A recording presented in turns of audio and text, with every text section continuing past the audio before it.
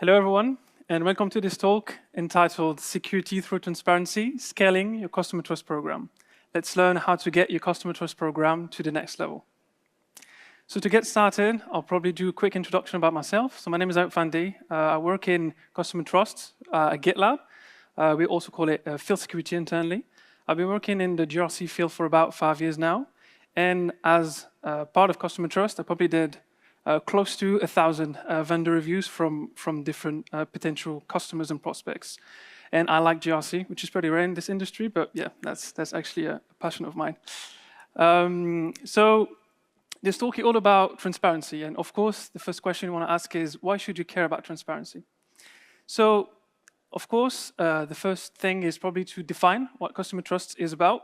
So there's two words in that phrase. There's customer and there's trust. So to explain what customer is all about is when you work with your sales organization, when you want to have new customers come into your pipeline, you want to make sure they understand your security program, how it works, what makes you different, what makes you unique, and can they actually trust you? And then getting into the trust side of the equation. Why trust is important is because the only thing they know is what you tell them. Okay, as you're beginning this process with them and potentially onboarding them as part of your supply chain, the first thing you know is what they share externally. So it's a very first step to kind of understand what they are in terms of the security team, what are some of the unique security practices they champion, and learn more about how they secure your data that you're going to share with them. So we're going to discuss the three main types of stakeholders that would benefit from transparency in their security program and explain the reasons why. And each time I also explain like a first step to get started using an example from our company as well. So first, a little bit of a story. So we're working on this deal, a massive European retailer, and security was not involved in the sales process from our customer side. So what ended up happening is we were a bit late in the process, and security was kind of, in a hurry, baked in, and like, you need to do the review on this software. You need to make sure everything is fine. So they were very quick in terms of like jumping on a call. We had to prepare for potential questions they might ask and what they wanted to learn about GitLab security program. And what happened is, at first, they were a bit adversarial because they didn't really know much about our program. And the way we approached it is, because everything is transparent, our organization, everything is available through the open internet, we ended up having a conversation that looked a bit like, what do you need? There's a hyperlink. What do you need? There's another hyperlink. And what ended up happening is they had 50 questions, we had 50 links. And of course, what it helped them understand is that we had an answer for everything, and all of these answers were freely available on the open internet. And once we went through that process, then they could take away all of our documentation and share that with their internal team, do a full review, and then come back to us if they had any outstanding questions or any areas of concerns. And what was great is, because all that was public-facing, they were doing all that work by themselves. They came back to us a week later. They congratulated us on how transparent the security program was, and we ended up getting the deal, and we kind of shortened the sales cycle by about 3 weeks, which is relatively tough to do, but that's one of the potential good externalities when you focus on transparency in your security program. So potential reasons why you should care about transparency. So kind of first reason is because it makes sense, right? I think transparency in and of itself is a good value. If you think about any corporations that you might buy their products or services, the more they're transparent, the more you kind of have a good feeling about them. It's like they're giving you additional information on which you can base your decisions. And that in of itself, it is a good thing. And of course, transparency is also a way through which you can convey trust, right? Because you trust a company more if they give you more information. And that's what we often forget, right? Because if, let's say, a company divulges like how they embed sustainability in their supply chain, the company that does this has a competitive advantage over the company that does not.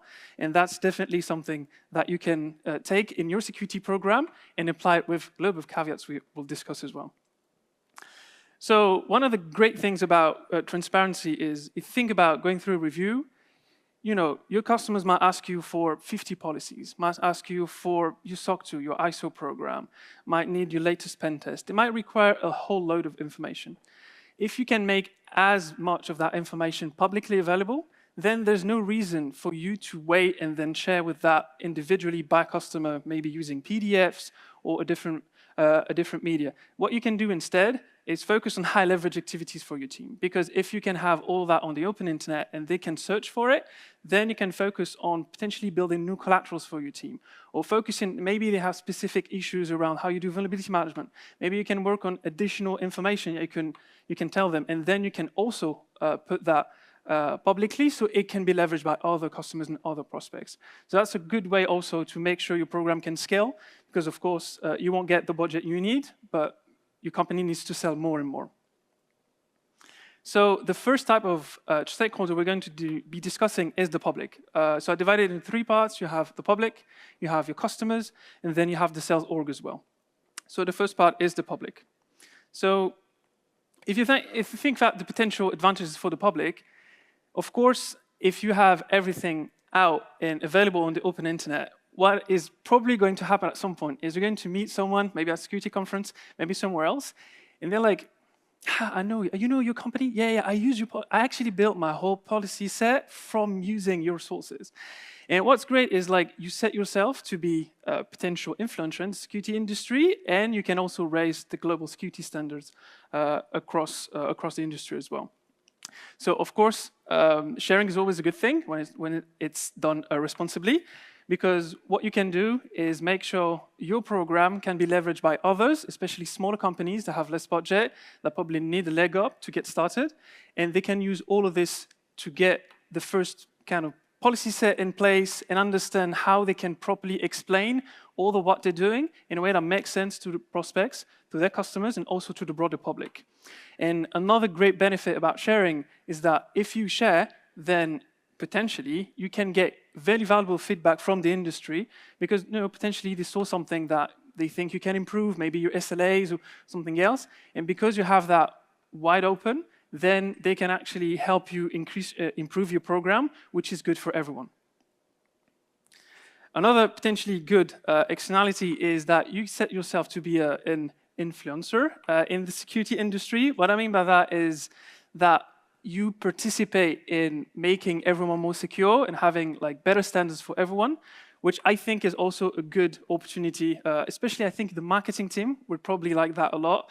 And that is a good way to bridge the gap between what the security team is doing, that is often internal facing, and what the marketing team needs, which is a security team that is viewed across the industry as leading. So how to get started on this first step? So what I would suggest, so of course you probably know the GitLab handbook. So at GitLab we have everything potentially in our handbook, well above and beyond security. But I think what a good first step would be is to make sure you can share everything that would not be potentially used by an attacker. I'll discuss that later in the common objections as well. Anything that could be used to learn and inform your security program, make that public. And of course, if you think about like an attacker could use this to find ways into your environment, things like we use Slack, we have AWS, we have buckets. That's things that can be found through OSINT very easily. So I don't think there is a major additional risk by sharing that, but I'll discuss ways through which you can mitigate this as well later. So the second type of stakeholders are your customers. So for your customers, we have different things to talk about, especially this amazing thing. So you probably did, especially if you work at a very small company, you probably did security questionnaires. That's very sad to say, but probably did like about 700, which is probably why I hate my job. But yeah, that's pretty tough. But I think having more transparency in your security program can probably make you have less security questionnaires come through, fill them faster, and have help as well in filling them, because you make all that information available to everyone, and you're probably going to have to spend less time doing all of this. So one of the first things that your customers can benefit from is they can find all of your information publicly. So reputation is key, right? I think now if there's nothing that is said about us on the open internet, Someone that can say something bad would have the first spot. So the goal is to make sure all the information that you have about the security program, you drive that information. It's coming from reputable sources. It's coming from yourself. And I think that's something, especially as we think about ways through which they can be damaging your reputation, I think making sure you control that narrative is critical. And of course, I don't mean increasing exposure by attack exposure, but by that I mean that when you search for, let's say, GitLab security team, you can have a lot of wealth of information you can sift through and read, and then you don't have specific information that would come from a complete different way and could potentially harm your reputation.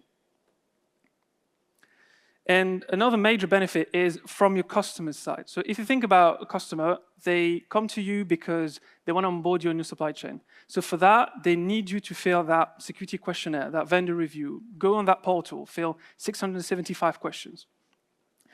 When you have all that information completely available, you have nothing to do, you can just share it with them.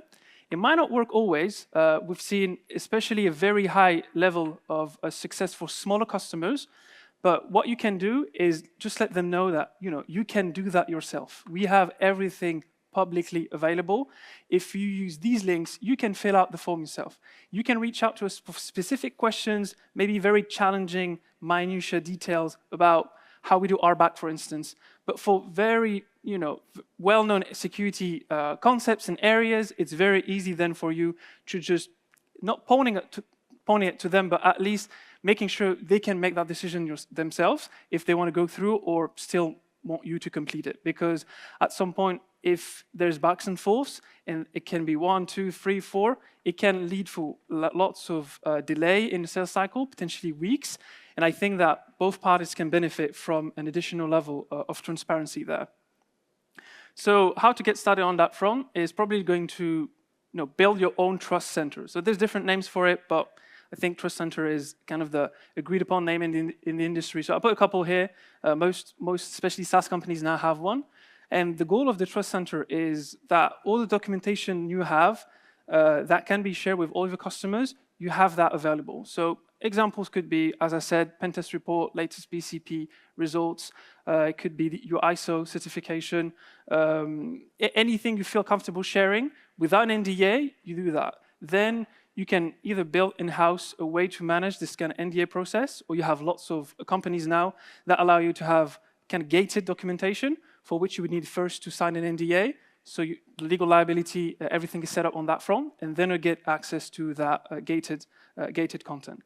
But once again, added to kind of the security wiki we just talked about, this is a second layer through which you can make your customer trust program a lot more transparent, and you can scale quicker than potentially the headcount your team and the budget your team gets.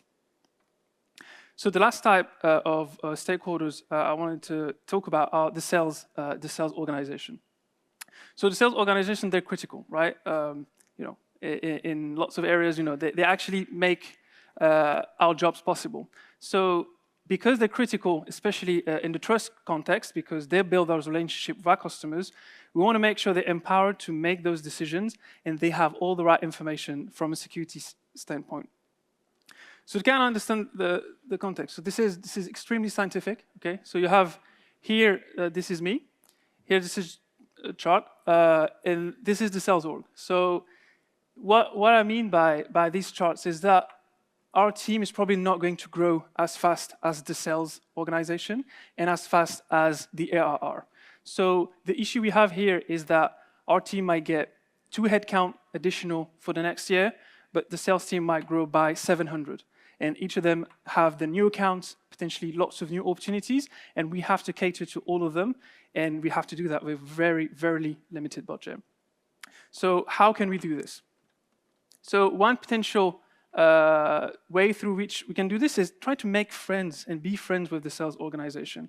So how can we do this? It's relatively simple. Their job is very tough, right? Selling is very tough. I think, especially in the security industry, I think when people kind of move from executive positions to potentially moving into building their own startups, and they're a team of one, I think they get a lot more respect for the sales organization because they have to do all that work by themselves, and they know it's challenging. So what we need to make sure is we understand the pain, we understand how challenging it is, but at the same time, we want to understand how they work, right? I think the basics of understanding how a sales cycle work, the role of each of the different stakeholders, what does an account executive do, what does a pre-sales do, customer success, professional services, kind of understanding the whole ecosystem around sales is very useful from our end, because then we know how to bake ourselves, right? We know that potentially when the SA has its first meeting with the key stakeholders in the security team, we know that we need probably to share some of the resources ahead of time, so maybe we can cut the cycle short. And potentially we know that we'll bottleneck towards the end in the contract review process, so maybe there we can also empower the legal team with additional information they can use. So kind of having that opportunity to be more friends, so then they share with us how they work, so then we can also, on the other side, share with them how we work, right? Because from our end, they might underestimate how difficult it is to go through customer calls with, sometimes very adversarial security personnel, maybe having to go through all that vendor documentation, and also the other potential issues around customer contracts when we have to go through very lengthy security annexes, and potentially one mistake could lead to hundreds of millions in liability and everyone going to jail. So it's always good to make sure from both ends we have mutual understanding and we can work together because we share a lot of external context. So in terms of how we can do this, the sales cycle, of course, like we kind of break the year by cycles, by quarters, sorry. So you have 4 quarters in a year. And the goal for us is to understand the key milestones within a quarter and understand which security activities are, more often than not, at which point during the quarter. So to do that, and to make sure we are actually helpful, the goal is to make sure the security organization gives the sales org everything they need. So what I mean by that is we share a lot of stuff with the greater public. We share a lot of things as well with our customers. But internally as well, they have specific needs, right? Because there's potentially a lot of information we won't make public, but our customers in the context of selling, they need to know. And to do this, we need to make sure internally we also have a potentially database of questions and answers, and also that we can properly explain the nitty-gritty of how we do, let's say, vulnerability management in a context that makes sense for vetting a potential member of your supply chain. So if we focus on this and we focus on having a lot of information available to the sales team, curated, that was vetted by the security team, and then they can use that, what we get is a lot less back and forth, right? Because often in a cycle we can have, I remember one time working with this financial services customer in the US, and we filled out everything they needed, and then we ended up having 17 back and forth with them over the course of 5 months. I was not even sure they wanted to actually buy the product in the end because of how long it was. But I think the main issue was that they were so focused on, we had one thing answered, then they had follow-ups. When the follow-ups was done, we go, okay, that's good. Then they needed the pen test. Okay, great, sent the pen test, amazing. And then the person we showed the pen test to was on leave. So the person that managed the program was on leave, so then gave it to someone else. That person inherited the program, but they needed to understand what was a follow-up about because they were not involved in the process before. And then we started swimming for months and months and months. And I think the main issue here is because we had to get involved for each and every step, the sales org could not do any of this autonomously. So they were relying on us, and because of that, we became a bottleneck in this context. And that's one of the key lessons, is that if we can have that information with them, then they can directly answer a lot quicker. Of course, if you work in different time zones, if we're London, the customers in Australia, it's very challenging if they need to wait for us to answer these questions, because then we lose one day each time. And very quickly it can get out of hand. So if the team in Australia can get all of that security information, then it's a lot faster. And often, especially with some smaller customers, once again, we end up not getting involved at all. So we actually won some customers where we never ever did the vendor review program, just because they had everything they needed through the internet. So they never reached out, and then we actually figured out that they actually did the review, but they were able to fill everything themselves. So in that case, we also won a lot of time. So that was definitely extremely valuable. So on that specific front for your sales organization, how can you get started? So I think a great way to get started is to work on kind of a massive database of security questions and answers. So if you already answered, unfortunately, maybe you already answered security questionnaires, you can potentially leverage some of the answers you've got, anonymize them, make sure there's no customer names or anything PII in those documents, and then make them available. Of course, that's probably like very bare bones. You could probably potentially work, some tools allow you to work on Slack bots through which anyone in your sales org could query your database and get the specific answers they need through a medium that is a bit easier to manage than like VLOOKUPs on a massive spreadsheets. And I think what could be done as well, which is something we've done internally that is very good, is work through the areas where the sales team is working. So if they use Salesforce, try to find a way to embed your process within Salesforce. If they use Slack a lot and they don't really use emails much, try to find a way through Slack where your program can follow them there. Because I think the main issue is if they have too many context switches, they'll reach out because they don't know where to go. And it's not their job to fill out security vendor reviews. So if you want them to help you, you need to help them first. So a good way to help them is to make sure they can get that information in a place they already go to every single day. As an example, Slack. So I want to walk through a couple of common objections around the kind of transparency approach. One objection would be that you make more and more things public, right? So you're literally making your system insecure by design. So it's not what I'm trying to say, right? I think you need a fine balance between sharing stuff externally, and making sure you have things that are private, that are very critical, and that are literally things that are set your system apart from another system. It makes attackers a lot more knowledgeable about how to break in. A way through which you can mitigate this, so we have that at GitLab, but lots of other companies do, is to have a framework that defines the specific type of knowledge that would need to be internal. So we call it SAFE at GitLab, but there's lots of other companies that have a similar framework, and that allows you to very quickly kind of compute, more or less, the things that you should have external facing, and the things that you should probably keep internal.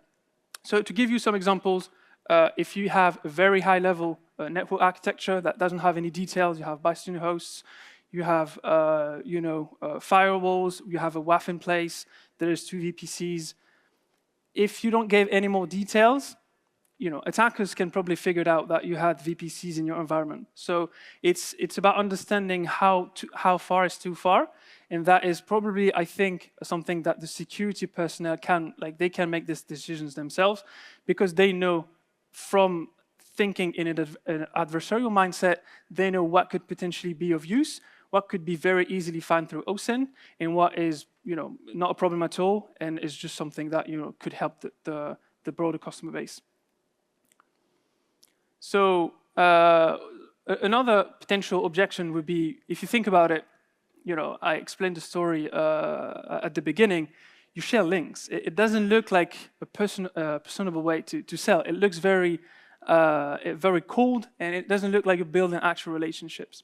So I don't think the goal is to actually sell. I think the sales team is selling. I don't think our goal is to sell. I think the security team and other teams as well, like legal team, I think their role is to support the sales process, because in a sense, we're just part of a broader cycle that involves a lot of different stakeholders. And our goal is to make our part as easy as possible and as flawless as possible as well.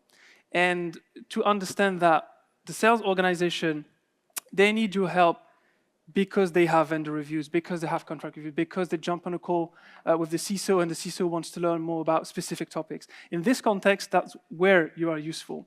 And also bringing more trust to your company through making all this available, it creates, I would say, a halo of trust around your organization. So even through this, when they go through the process with you, they come with a positive, and they have a more positive intent, just because they've seen what your team is doing, they've seen how cutting edge you are on lots of different areas, and the only reason they know that is because you made it public. So that's why potentially making it public makes it easier also for the sales organization.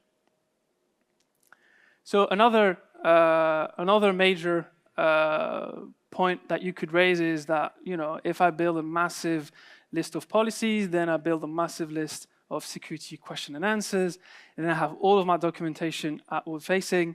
How can I manage all this? That looks like a full-time job. So there's a couple of ways to mitigate this. I think you really need to think about the fact that if you don't do it that way, the only other way is to do it by customer, by prospect. And in this case, you do it once and you manage it continuously. But if you do it the other way, you have to do it for every single customer. You have to share it every single time. So in practice, you spend a lot more time.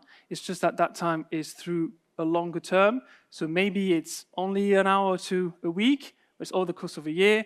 If you only spend a day a year to manage this at one point and you make sure everything is up to date and properly the health of all of the answers are still good, then you can then use it, do it once, build it once, and use it a lot of times. Another way through which you can do this is write all of the content you have in your policies, especially in Markdown. So you can manage it through Git, and that way, you have the Git history. It can be managed through commits as well. And that approach makes sure that, especially if some more technical members of your security team wants to help and add new stuff, they already know how Git works, and they can very quickly help instead of sharing with them a Word document that they have to update one way or another, or Google Docs, where version tracking and understanding who did what and who changed what is a lot more difficult, especially when we have everything outwardly facing. We need to think about potential issues and liabilities of the stuff that is out there. So it's always good to make sure that you can track who did what changes and revert if necessary. So of course, very important slide. So I had to put AI there. So in the context of AI, I think there is numerous things, because of course, the way I approach this is the current state of affairs, right? We build our program, and lots of the trust program will build before the advent of Gen AI. So there's probably going to be a lot of changes happening because of Gen AI in this nascent industry. I could name a couple, especially around building a way through which you can query all of the question and answers.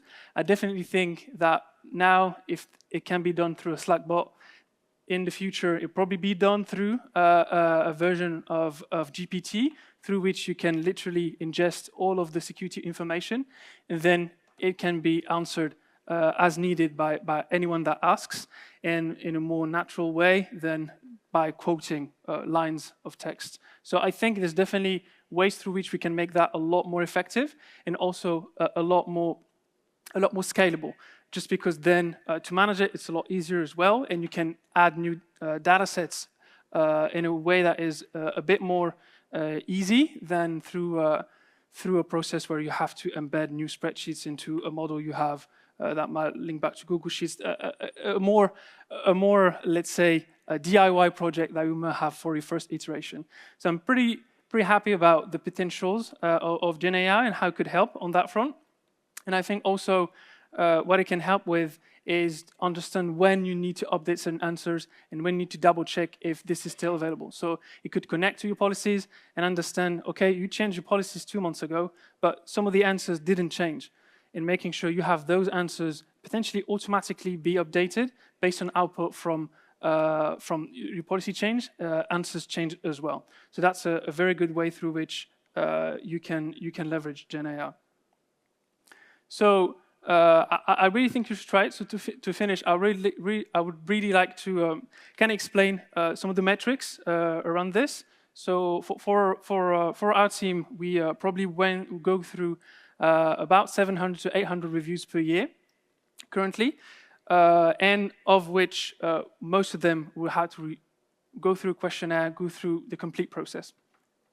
Through implementation of these different transparency measures, we've seen about a third less reviews come through, and it's through a combination of both having the customers do them themselves and also us sharing that documentation proactively, and then them being able to make that decision and potentially downgrade us in terms of how tough the process would have been because they have the information they need, or potentially instead of having a call, just doing that async because they have that information, whereas before, we'd have to jump on a call, potentially 7, 8, 9 people from completely different teams have to have schedule aligned, and also we at GitLab, fully remote company, we work in all different time zones, and it's a bit difficult sometimes to align everyone's calendar. So that was a great way through which we can also kind of leverage the culture of GitLab, this async culture, to make sure we could cut some of that time. Also, in terms of help with the sales cycle, we had an average cut in about 2 weeks, especially in bigger customers. We've seen a major uptick in their request to see our documentation, and when they were able to see it, we saw that most of the time we had a lot less follow-ups. And when we had follow-ups, because we could share hyperlinks and work directly async with all that public information, it was a lot easier for us to work through a broader range of customers instead of having one massive, let's say, federal or financial sector customer that would hold all of our time just because we couldn't do anything else.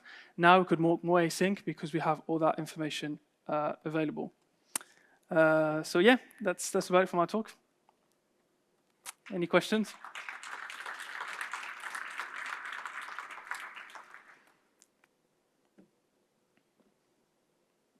Yeah.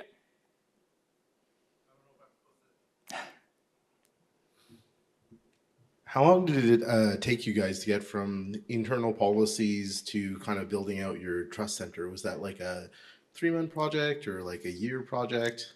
So the trust center, it took about 6 months to a year to set up. So the first couple of months, it was mostly kind of gathering internally everything we could share.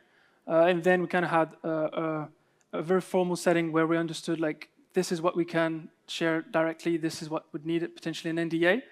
And also, once this was done, it was building the website specifically with the marketing team and understanding how to properly set up all that information, so it made sense for what the company was looking for in terms of its branding and its image.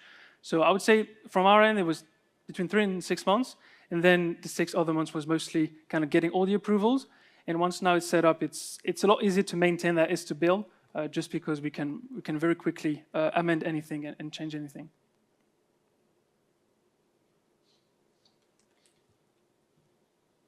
Thank you. Great presentation. There's a bunch of impending American legislation and also EU legislation around vendor management and supply chains and other things like that. It seems if a whole bunch of vendors do what you're describing, it would be really easy to map all of the vendor risk for an entire supply chain mesh. Is that part of your research as well? Yes, so there's currently companies so the trust center space, there's a couple of vendors now that work in this space. And what we're trying to do is kind of solve the TPRM issue, right? Because we have massive supply chains, potentially hundreds, thousands, tens of thousands of vendors. And it's very complicated now to understand like the health of any particular vendor. And I think what this approach could help with is finding a way through which some of that information could be ingested then into the TPRM portals. So then you're going to have this where I work specifically on making everything public, potentially finding a way to make it readable, and then it could be ingested by the TPRM tool of our customer, and then they could understand the health of the different parts of our program. That's a bit woo-woo, right? There's probably a lot of steps in between, but I definitely think it's the future. I just think that for some part of it, there's potentially legal liability, because if you have signed a contract with your customer where you said you would uphold all of these controls, and then at some point they don't work for like 10 minutes, and then they screenshot the results, you could get in breach of contract. So there's all these things from the legal standpoint to be discussed first.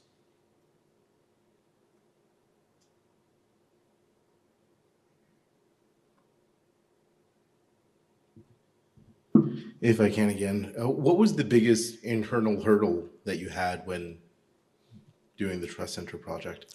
I think so often it's, of course, so I work at GitLab, which is like a very transparent company, but by nature. But I think in our case, the main hurdle was getting a hold of all of that information. I think it's often challenging when everything is public, that's good, but you also have a lot of things internally. So you use runbooks, you have internal Google Docs. There's a lot of different ways through which you have security information available for your staff. So making sure we have all of that in one place, we can sift through and understand which of these pieces of information we can share externally. That took a bit of time, but I wouldn't say we had any issues in terms of hurdles in terms of teams that were not for it or challenges around getting backing for it. I think it's very natural for a company like GitLab to have that approach.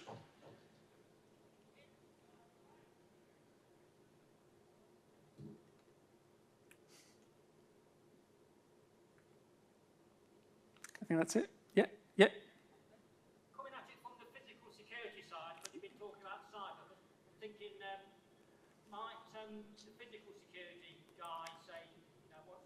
I know IS 27001 has physical security, so might the physical security guy say, no, hang on a minute, have input, shall we say? I think there's a difference between saying like you have fire doors and showing the places where the fire doors are. So I think what's important is understanding you can say you do things, but the implementation details you don't have to share. So I just think having that balanced approach once again is important because the goal is not to give the keys to the kingdom. I think what's important is making sure they understand that you take security seriously and you have a lot of things in place to make sure your company is secure and you can be trusted with their data. That's the main goal.